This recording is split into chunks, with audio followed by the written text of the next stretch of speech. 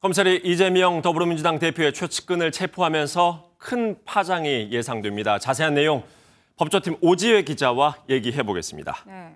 오 기자, 네. 김용 부원장, 이재명 대표의 측근 중에 측근으로 분류되지 않습니까? 네. 일단 김 부원장이 어떤 인물인지부터 살펴보죠.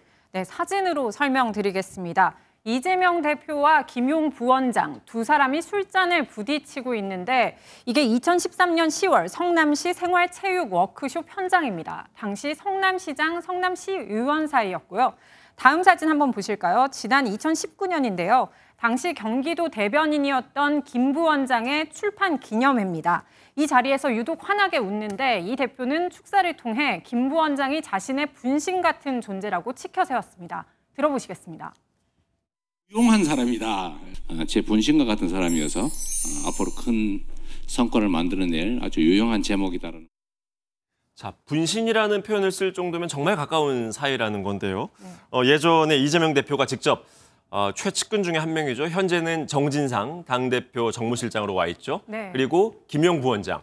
이 둘을 놓고 자신의 최측근이라고 공개적으로 언급을 한 적도 있었죠? 네, 맞습니다. 지난해 10월이었죠. 대장동 개발 특혜 의혹 수사가 한창일 때 이 대표는 측근이라면 정진상, 김용 정도는 돼야 한다고 밝힌 바 있습니다.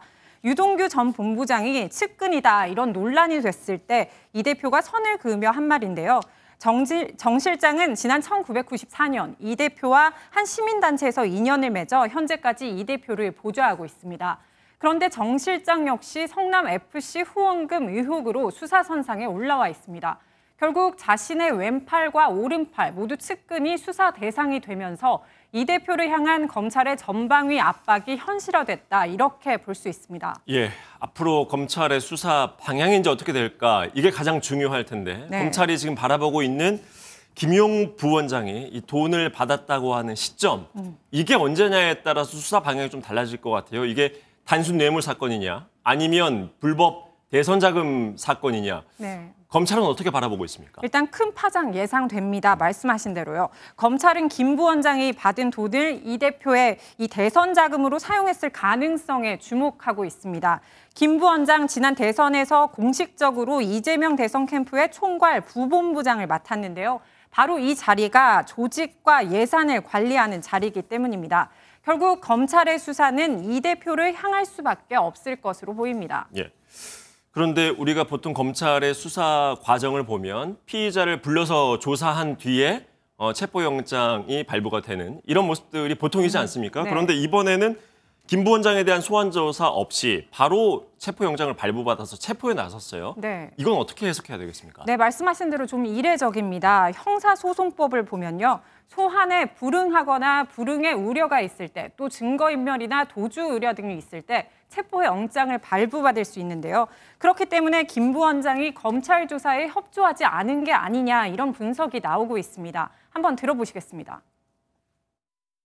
법원으로부터 체포영장을 받을 만큼의 설득이 가능한 정도의 혐의 입증을 지금 하고 있다 이렇게 볼 수 있죠. 네, 검찰은 체포하면 48시간 안에 구속영장을 청구하는 게 일반적인데요. 공범들과의 진술을 맞추는 걸 막기 위해서인데 김 부원장의 구속수사 가능성도 배제할 수 없습니다. 예, 마지막으로 이것도 보죠.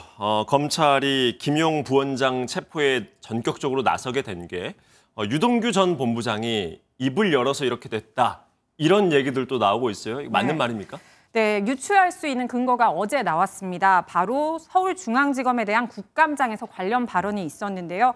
야당은 검찰이 유 본부장을 회유 또는 협박한 게 아니냐 이런 의혹을 제기했습니다. 들어보시겠습니다.